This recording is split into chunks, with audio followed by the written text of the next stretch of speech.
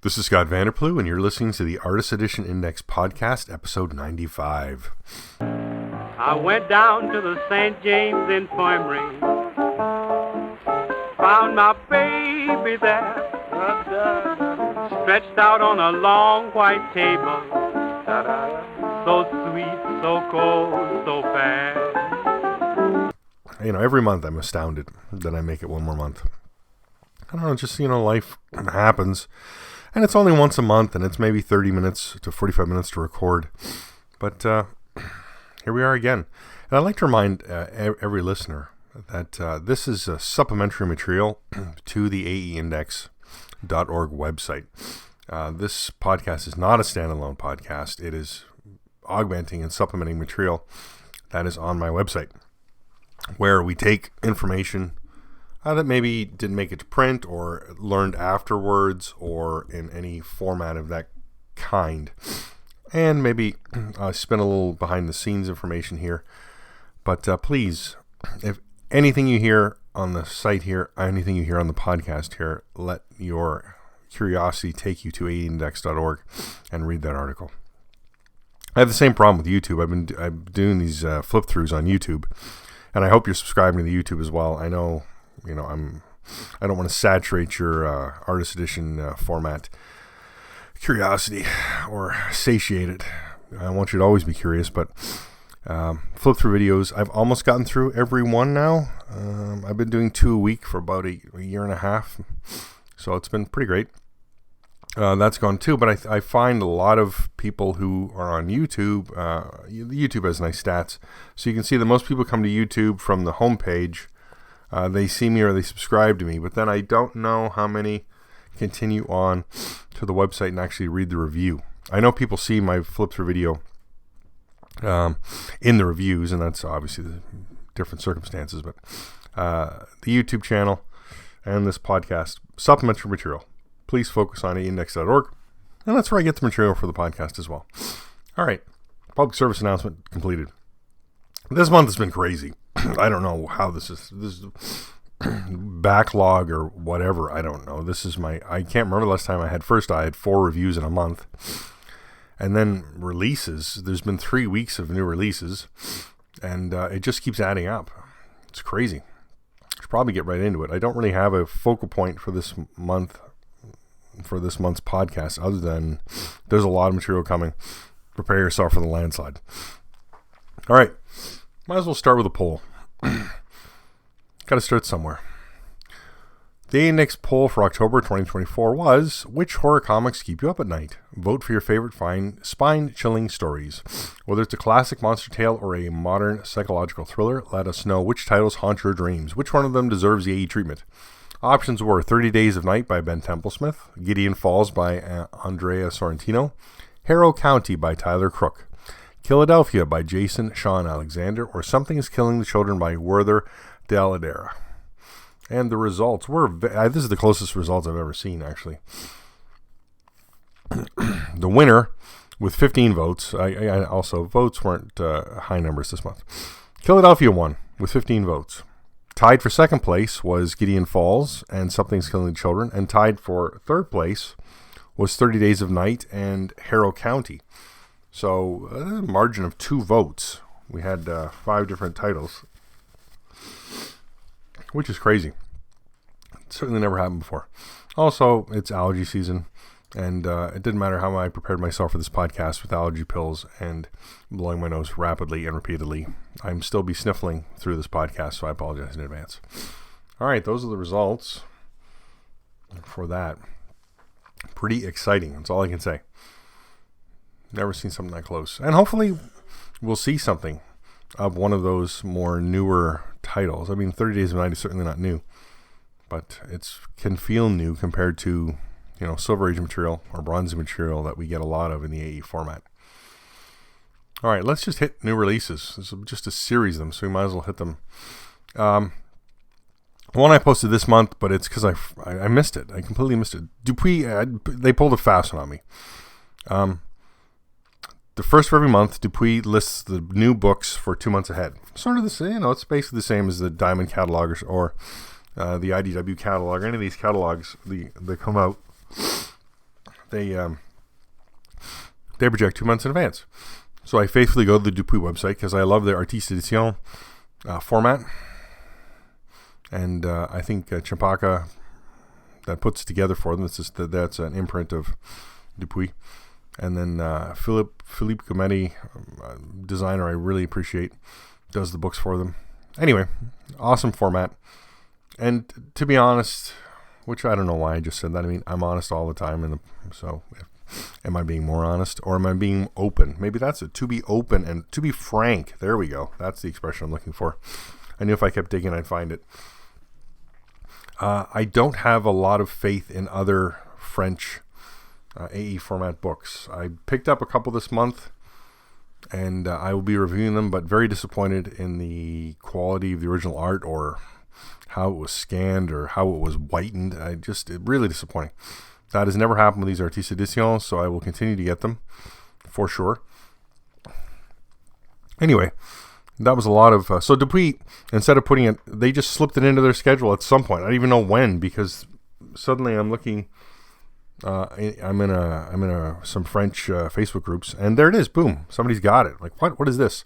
And that was the Michel Vaillant Artiste Edition.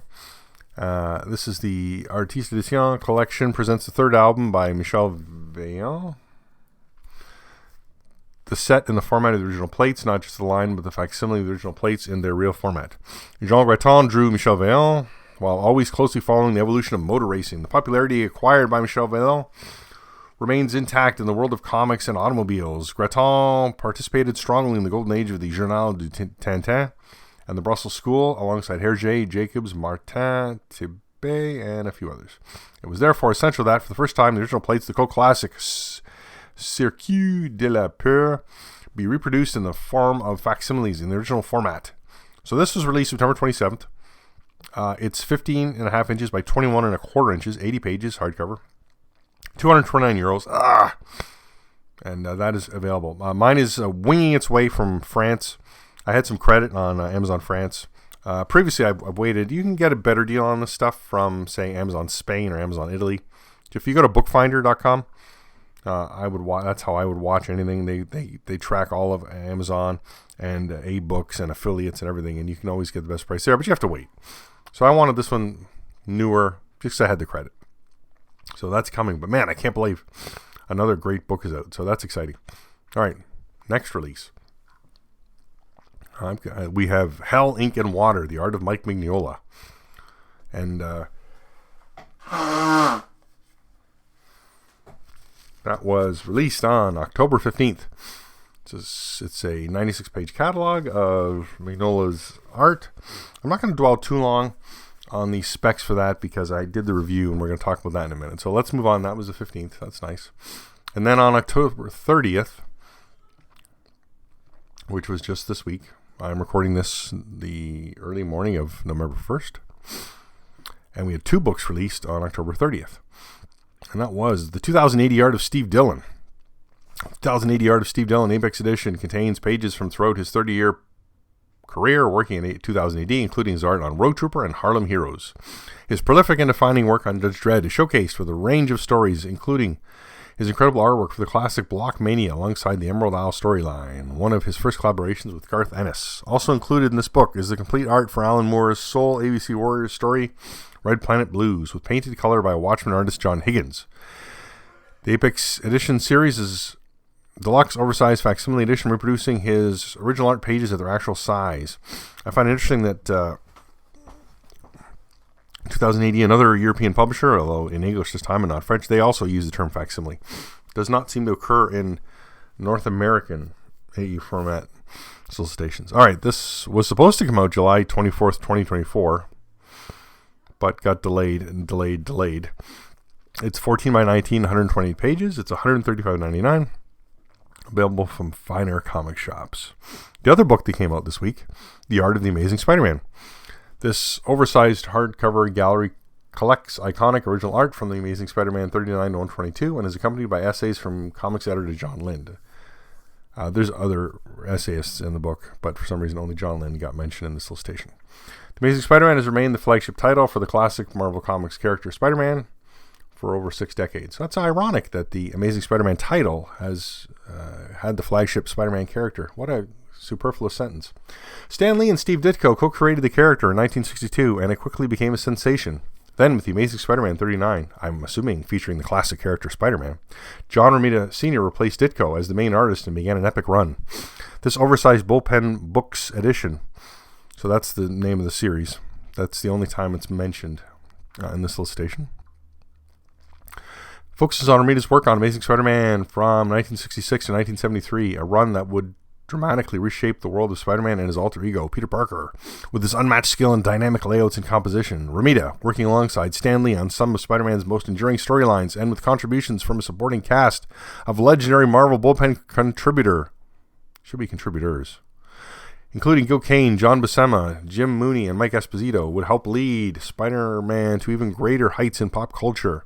This evolution told through essays, covers, and original artwork, including 7 full ASM stories reproduced from the original art in the Marvel Comics archives, allows readers to engage with and appreciate the legacy of some of the Amazing Spider-Man's most important contributors. This was released from Dark Horse on October 29th. It's 10 by 14. It's 200 pages hardcover. It's $59.99. It's another... I'll have a review up for this hopefully tomorrow. Marvel Comics doesn't have an original art archives. They have books that they've licensed to other publishing companies that then has allowed them to get the scans from that. I mean, as far as I can tell, all the scans from this book came from IDW and the artist editions that have contributed there. So we'll see how that evolves in the Bullpen Books line. It's a great book. It's a great price. It's exciting. So watch my review there. Okay, that's the releases this month. There was a lot. Crazy. Might as well move into... do we have shipping changes? Let's have a look. All right. Savage Dragon Vault Edition. I'm seeing 2 listings again. This is crazy. I'm seeing next week.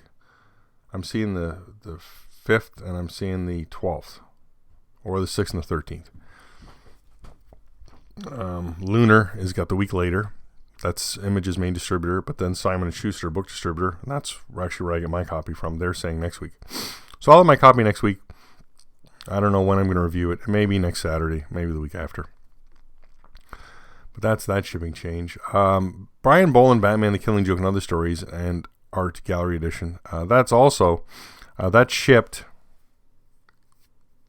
My store got it from Diamond last week, but there's a note on it that says it has to hold for release date for November 6th, but then for some reason, Lunar again is now saying that it's coming out the 13th. Let's go and have a look at that. Yep, it's saying the 13th. So I don't know why Lunar is pushing books back when they're already out. So that's bizarre. That's all I can say. All right. Other shipping changes. Neil Adams' DC Classics Artist Edition has been moved to April 1st. I don't think it's ever good to schedule any book on April 1st. Not just personal. Yeah. And Marvel Covers Artist Edition is February 18th. So that's a slight change. Shipping changes.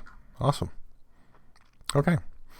Interesting. 2 deal alerts this month, both from eBay sellers.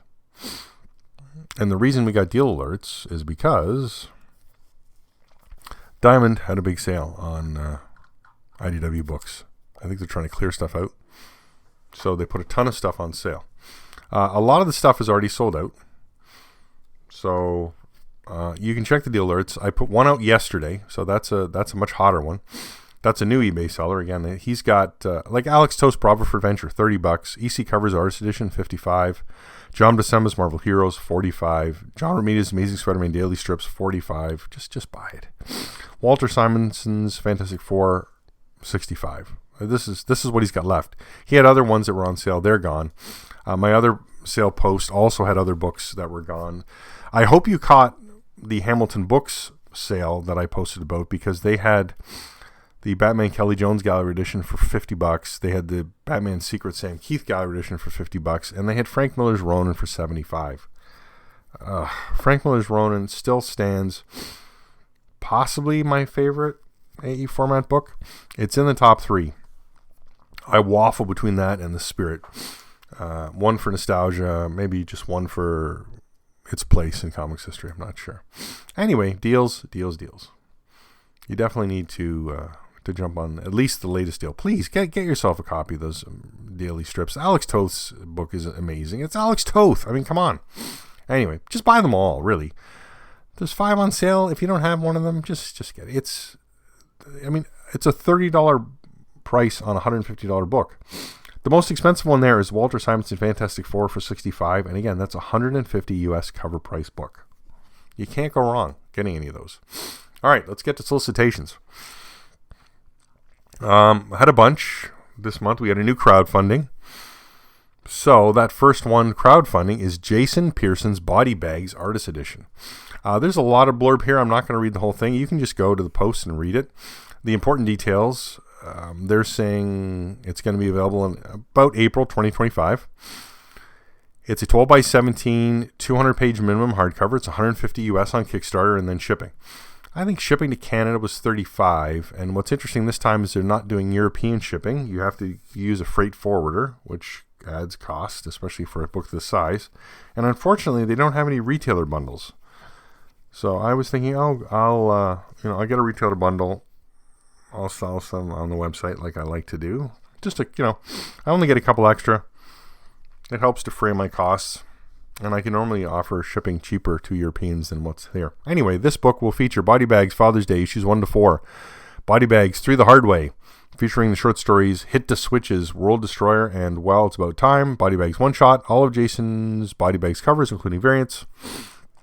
And as the stretch goals increase, they're adding 8 pages per time because the signature in the book is 8 pages. So therefore, that's how you have to add 8 pages to a time. So it's pretty exciting. Check that post out. Check out the Kickstarter. Let's click on the link right now. As of today, it's 20 days left. So they've ran 10 days and they've reached a 63,375 US goal so far, which means they've added 8 extra pages from that's the first goal. So the next time we're going to see at 70, at 80, at 90, and at 100, they add 8 pages each time. So that's pretty good. We got a lot of time to go. I think we're going to see some extra pages there for sure. All right. Next solicitation came out. The IDW November 2024 catalog came out.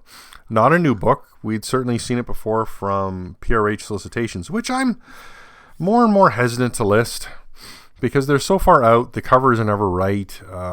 It gives us an indication, but I feel like it's more a signpost, letting us know what's coming in the future, but not any possible future. All right, this book, Paul Smith's Uncanny X-Men Artist Edition. A veritable cornucopia of classic Paul Smith original X-Men art collected into one glorious artist edition. Although the art appears to be in black and white, all artist editions are shot in color, so all the subtle nuances are clearly visible to the reader and printed 100% size as drawn. A massive 17 inches. Oh, that needs an X in there. The only better way to see Paul Smith's original art would be to hold it in your own hands. I guess. What if it was held in someone else's hands and I was really close? Would that be the same? This volume not only includes pages from his original run on X-Men, but also showcases his classic 2-issue crossover event, X-Men Alpha Flight, plus all his original covers and 2 special foldouts of Marvel Fanfare number 4 and X-Men Alpha Flight number 1. It's pretty exciting. I'm really excited for this book. I love Paul Smith. Okay, this book is being released January 7th. 204 pages, 150 US. Pre-order. All the usuals. Links are there. Next solicitation, Diamond, November 2024 catalog. 2 books solicited. Again, the Paul Smith, because Diamond likes to, this, I understand they carry things. And sometimes the Diamond solicitation in the catalog is a little bit different, but it isn't this time. The other book interesting is Comics 1964 to 2024. Now, this is from Thames and Hudson, USA. And this is a previous catalog that was released. There was an exhibition. This was the catalog. I got a copy. We all talked about it on the forums. If you're on the forums, and if you're not on the forums, you really got to click on the forum link and get to the forums. We all talked about this. It came out in soft cover. I think there was a hardcover in French, and then there was talk that this was coming out. I got the soft cover. I came from Diamond. There was a slipcase. It was not Diamond, Amazon. It was damaged, actually. Not thrilled with that binding, but I mean, they let me keep it for free. So this one, though, I'm seeing solicitations as Comics International, because I guess it's from a U.S. publisher, and it's mostly artwork featured. It's mostly international artists. There are some North American artists in here. There's Art Spiegelman, Chris Ware, some other things, Joe Sacco, Robert Crumb. I think maybe the French have adopted Robert Crumb at this point, though. All right.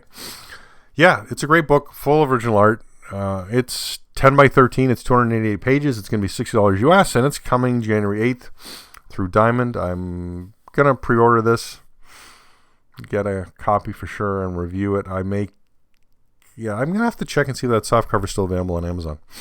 Maybe compare the two. Other people did at the time of this, when that catalog was released, there was, like I said, there was a French hardcover, and people were saying the French binding was better and the book was a little bit bigger. But I'm happy to get the essays in English, and I'm going to see how this USA format varies from the Thames and Hudson that I got from their UK branch. All right. That's it for solicitations. Pretty exciting, really. Out of print sales. Apologies here if you've been looking in October for these for September's out of print sales, because I did it right at the end of September. I went on a road trip to Chicago and Detroit. I don't know if I talked about it in the last podcast. These things blur, and 30 days maybe is too far for me in between podcasts. But we did the tour, saw some artist editions, didn't see any great deals, saw the newer books, saw a couple of vintage books. I prepared this list sort of before our trip. Let's go over what was interesting for me. Let's go record sales, right? I think record sales is what interests me the most now. There weren't any. There you go. Wow, there you go. Interest satiated. Big sales, hot sales. Let's have a look here. Interesting. Alien the Illustrated Story continues to sell month after month on eBay, and that's quite an old book. One copy, $109.89. Batman: The Dark Knight Returns, Frank Miller Gallery Edition. Those discount copies still seem to be floating around because 2 copies, $134.62. Best of EC Volume 1, 2 copies, $197.50 average. Best of EC. I'm sorry, did I say Volume 1 or Volume 2? Volume 1 is $197.50, 2 copies. Volume 2, 3 copies, $213.33 average. That's down a little bit on that average. What else would be interesting here? Dave Gibbons' Watchmen Artifact Edition. This book sort of languishes. I see it a lot of times. $60.68. David Mazzucchelli's Daredevil Born Again Artist Edition. 1 copy sold for $251.60. It's interesting. Since the new printings come out. Frank Miller's Daredevil Artifact Edition, so not the Artist Edition, the Artifact, $56, 1 copy. Wow.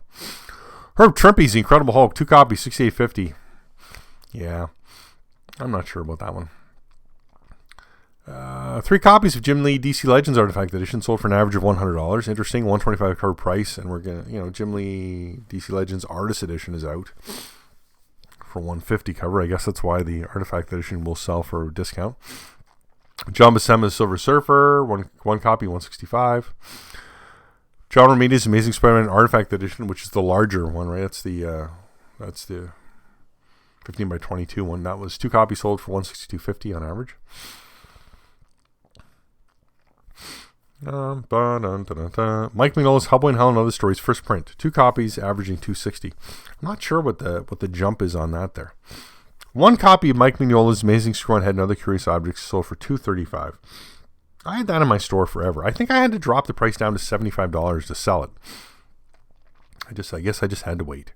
4 copies of Mike Zeck's Classic Marvel Stories Artist Edition, averaging $117.49. It's a surge in that book.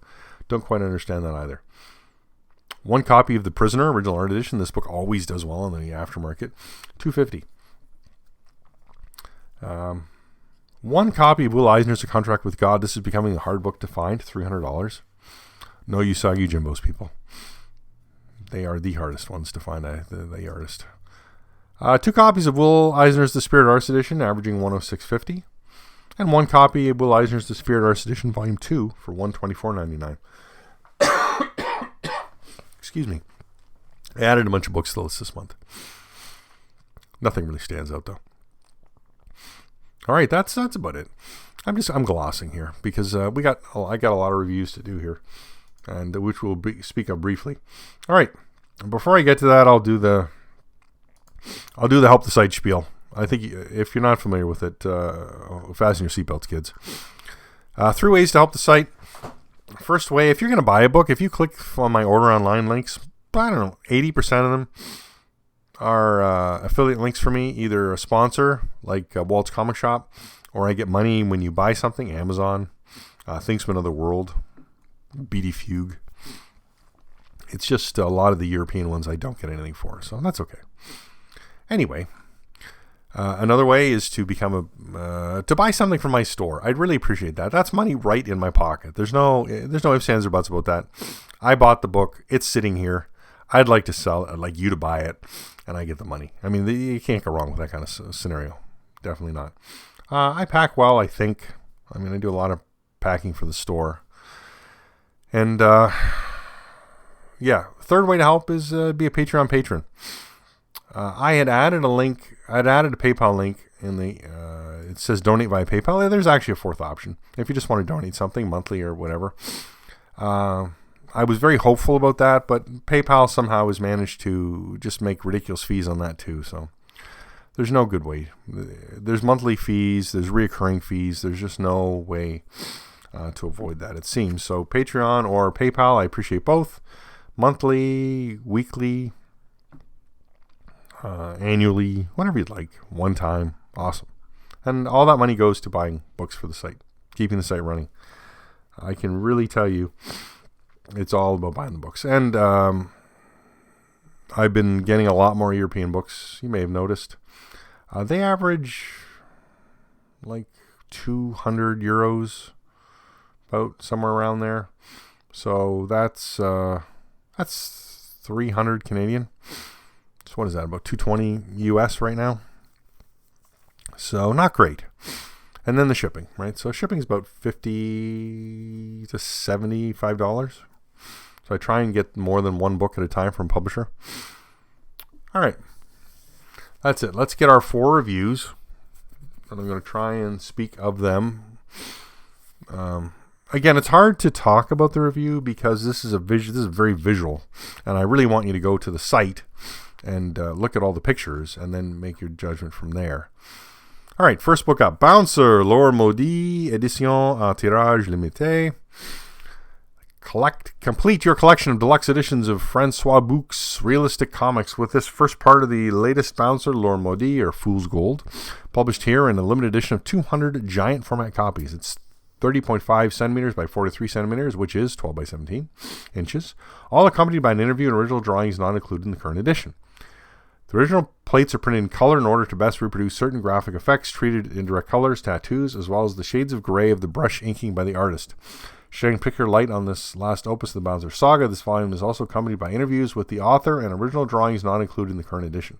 I find it interesting that they repeat that. In short, an extremely rare collector's item to reserve urgently. This came out from Editions I don't know. Editions I give up on French. November 2018. This is the second book I bought from them.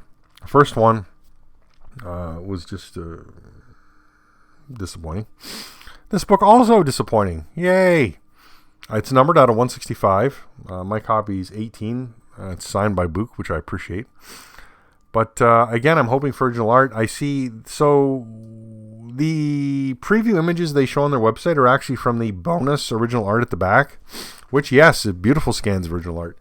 But when you look at these pages, sometimes I can see brush strokes.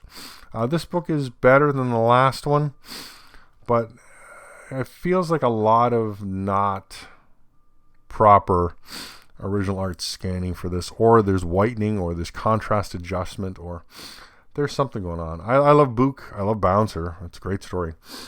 I don't know why the face tattoos in this book are done in purple. I don't know if Book did that directly on the plates.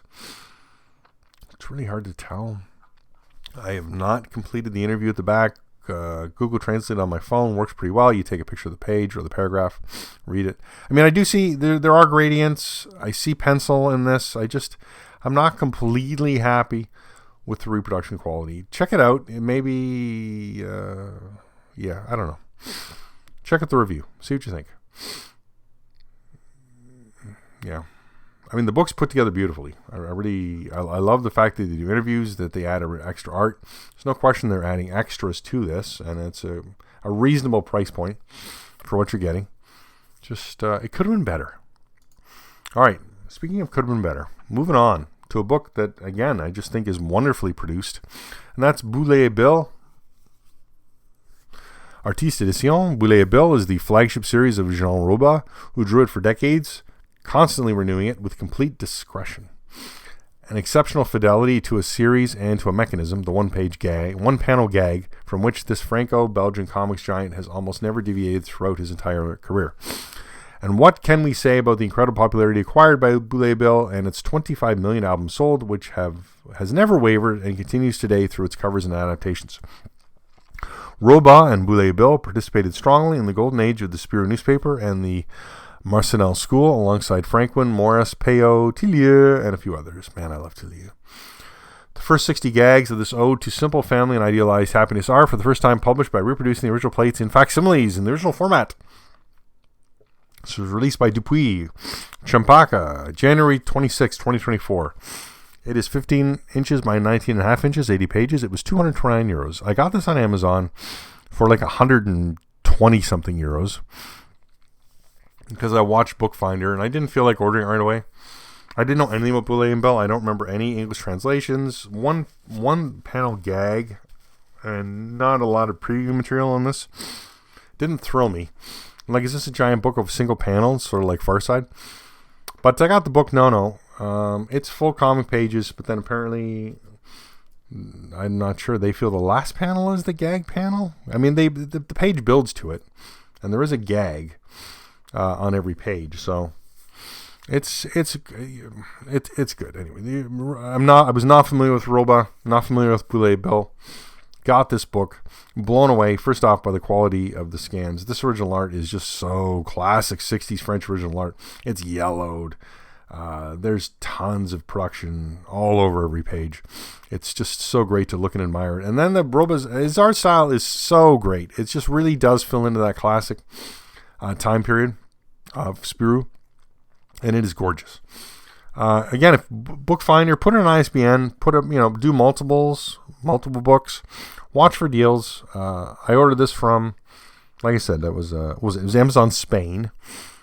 Came fine. The other reason I like to order these, I love the Dupuis Artiste Editions, is because the book comes in its box. This is from Dupuis. The book comes in an AE format box, okay? And then that box has corner styrofoam or corner bumpers put on it, and then it's put inside another box, and that's Dupuis' shipping box.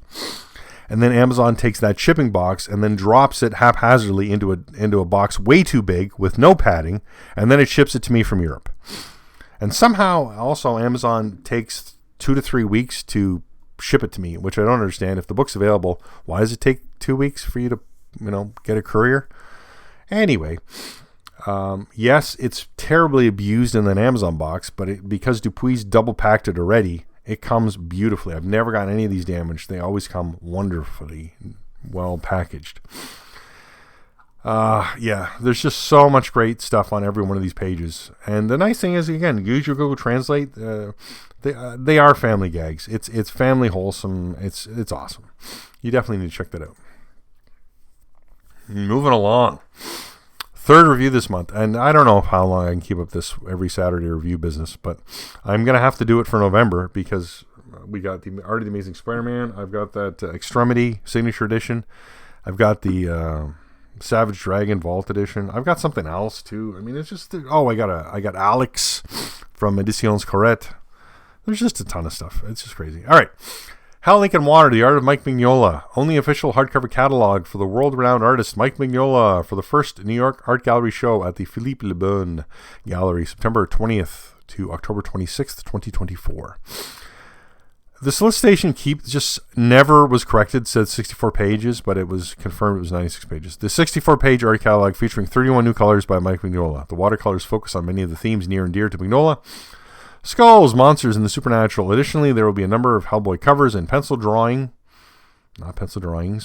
all scanned in the manner of artist editions from original art. A truly lovely collection of art for Mike Mignola fans everywhere. This was released on October 15th. It's 8 inches by 12 inches, 96 pages, hardcover, $39.99 US. Available everywhere. Anywhere you feel like you want to borrow this book, it was available. I'm not sure how the watercolors reproduced. Let me say that. I reached out to a couple of people who went to, or I tried to find people who went to the gallery and saw it. I know it's watercolors. They're a little bit muted. It was funny looking at this book in the house. I'm looking at the book in my chair and I'm like, these watercolors seem muted. But I go out into direct sunlight. This is where I took my photos, my review photos. You can tell it was like 3 o'clock in the afternoon and the shadows hitting the bottom of the book. I need to sort of take outside review photos around noon so I don't get this heavy shadow. But when you look at my review photos, right, the colors really pop. So it's, I don't know if it's a trompe l'oeil, just a trick of the eye there, right? But yeah, so interesting stuff. A lot of watercolors I'd never seen before. Pencils and covers that I had seen, but it was nice to see in the original art format.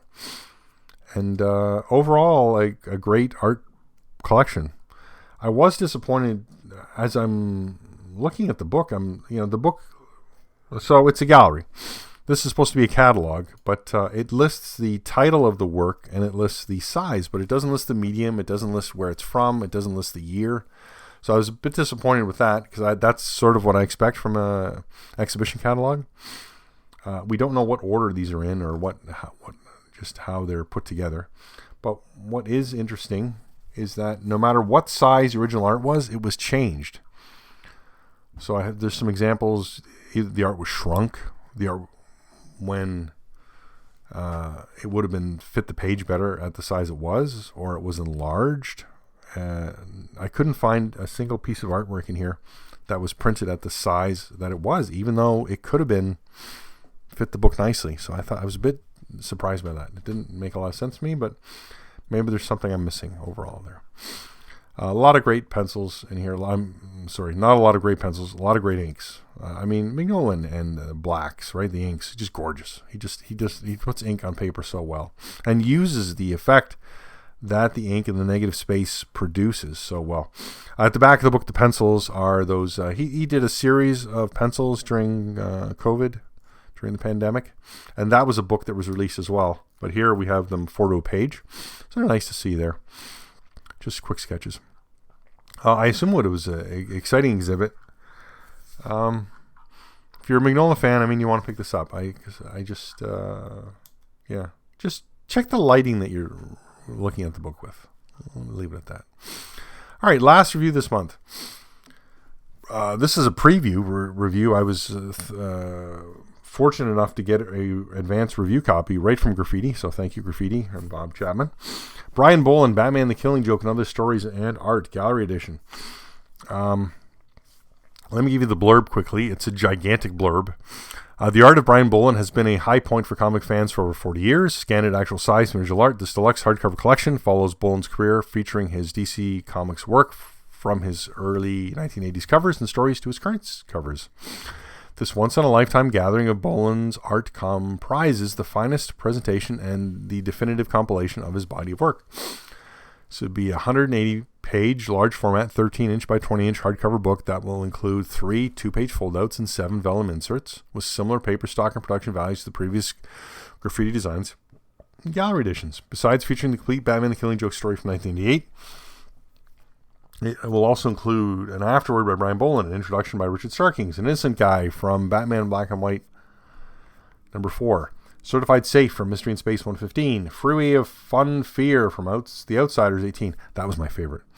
The Princess and the Frog from Heartthrobs number 1, The Princess and the Witch from Heartthrobs number 1, And then story pages from Justice League of America, story pages from Batman 400, more than 100 pages of black and white and color cover art from Wonder Woman, Camelot 3000, Animal Man, Robin, Batman, and more. Miscellaneous art and pinups, including the 2-page spreads of Camelot 3000 and Green Lantern Corps from DC Comics Who's Who. Gallery assorted UK convention, pencil roughs, and preliminary artwork. A new digital gallery section showcasing Boland's current work, annotated by Brian. Don't let that digital part throw you off. It's just because Boland switched to digital ages ago. And it's nice. They changed the paper for the color, and you get the color covers on a glossy paper, and then you get this what Boland actually talks about in his digital work, and then they include some samples. It's not it's not a huge part of the book. It's just a nod to Boland and how he's worked the last 20 years or 25 years. All right, so complete Batman Killing Joke, 7 pages they couldn't locate, including the they were able to substitute in some great substitutions for that. They have some production artwork that they substitute in. They have the color guide, and then unfortunately they had to go, right? They had to just reproduce the page from the comic a couple times, but it is really great. The Killing Joke, and the nice thing about this is it's interesting. The Killing Joke pages are full size, so there's no borders on the Killing Joke stuff. It's right 13 by 20 in there. Big. And then you move on from there, and then you can see different sizes. The art will shrink down. It'll be, just various stuff. Oh, man, that Outsider story is so well drawn. I just cannot get over how great it is. I love it. And then it's Boland, right? I think I say in the review, you got to prepare yourself for Boland because his artwork is really, really clean. You're not going to see a lot of, pencils or a lot of whiteout, or he works very cleanly. And the book reflects that. It just is clean. There's, if you want to see production, you see it in the lettering of, depending on how it was done, if it was pasted on or not. He works with one letterist who did it on the boards, and it's perfect. I don't know how the letterist got it that perfect. Then we get into the covers. There's just every DC cover you remember or don't remember. There's just like there's over 100 covers. The material is so extensive in this book. You're thinking Brian Boland at DC, it's covered here. It's just unbelievably comprehensive. My only complaint with the book, I felt like, one thing, I not the border color. It's this pinky, maybe purpley. I don't understand the color. It doesn't make the artwork pop. I'm not sure what it does. But, the pages seem a little too white. There's not a lot of, for artwork from 1980 on, I'd expect a lot more yellowing. I had a chance to interview Bob Chapman and Joseph Melchior, which was awesome. I think the interview is it's about an hour and 40 minutes. I'm still editing it. Oh, man, I switched to Skype and I had some problems. Skype just cut off the first minute and a half. Even though I had hit record, we waited, and then I started the interview. So that wouldn't happen. The recording starts halfway through Bob's answer of my first question. So that's disappointing. Then we had a technical glitch. We got about 30 seconds where we lost Bob. So I haven't cut that out yet because I'm not a very good video editor. Or really audio editor either. That's why this podcast is just a stream of me speaking, and then I just wrap it up. If you're a fan of Boland, you owe it to yourself to get this book. It is interesting. It's $225 US, which is a lot of money. There's no question. Don't kid yourself and think it isn't. But they took that into account, and that's this is the price they had to set to be in an attempt to be profitable on this book. Bob Chapman and Joseph Melchior, they've been collecting scans and things and working on this book for over 10 years, they said in the interview. So it's well worth taking a look at. Check out my review, watch the flip through video, make your decision. It's hard not to be an original art fan, a DC fan, a Boland fan, and not want to have this in your collection. So that's the month. I'm sure I missed lots of things, and I apologize for that in advance. We will be back again, of course, speaking... when will it be? December 1st, I guess. But until then, please, everything we talked about is at aeindex.org. Go to the site, read the full reviews, get the full story, as it were, and don't just rely on the scraps I'm throwing you here from the podcast. All right, thanks. We'll talk again next month. Let her go, God bless her. Wherever she may be, she can search this wide world over. She'll never find a sweet man like me.